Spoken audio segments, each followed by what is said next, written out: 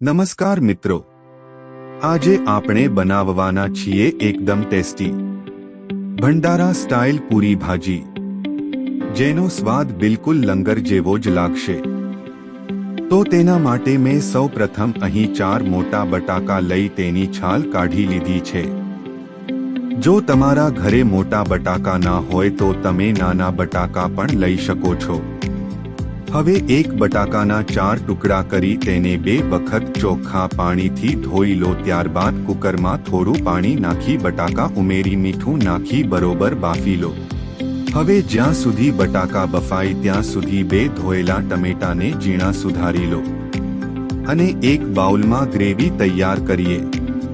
તેમાં સ્વાદ પ્રમાણે મીઠું, 2 ચમચી મરચું પાવડર, 2 ચમચી હળદર, 2 ચમચી ગરમ મસાલો અને 2 ચમચી ધાણા જીરું પાવડર નાખી 1 ગ્લાસ પાણી ઉમેરીને બરોબર મિક્સ કરો। હવે એક કઢાઈમાં થોડું તેલ ગરમ કરો। તેલ ગરમ થાય એટલે જીરું તતડાવો। પછી તેમાં આખા મસાલા નાખો, જેમ કે ઇલાયચી, સૂકા લાલ મરચાં, તજ, મરી, લવિંગ, બદિયા અને તમાલપત્ર। આ બધું સરસ રીતે શેકી લો। હવે તેમાં ઝીણા સુધારેલા ટામેટા નાખી ચડાવો।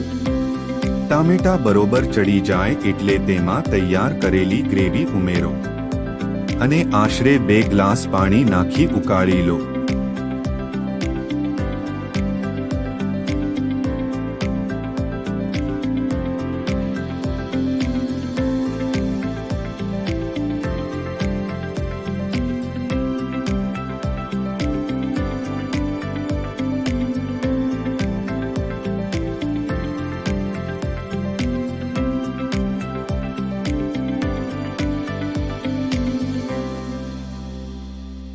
હવે જ્યાં સુધી ગ્રેવી ઉકળે ત્યાં સુધી બાફેલા બટાકાને હાથ વડે મસળી લઈ।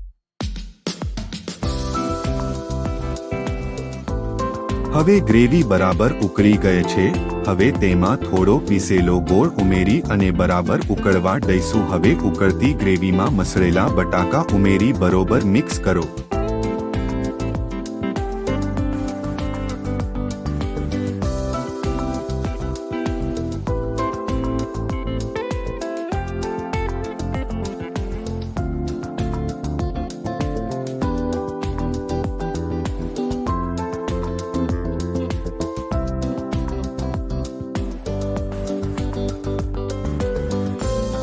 થોડી જાડી ગ્રેવી થાય ત્યાં સુધી ઉકાળી લઈએ।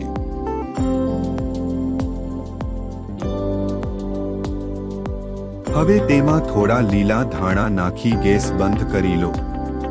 તો તૈયાર છે આપણી ટેસ્ટી ભંડારા સ્ટાઇલ પૂરી ભાજી।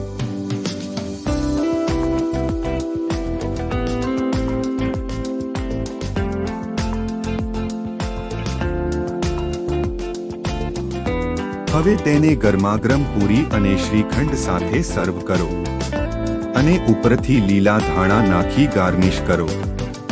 જો તમને આવી સરળ અને ટેસ્ટી રેસીપી ગમે તો વિડીયોને લાઈક કરો, ચેનલને સબસ્ક્રાઇબ કરો અને મિત્રો સાથે શેર કરવાનું ભૂલતા નહીં।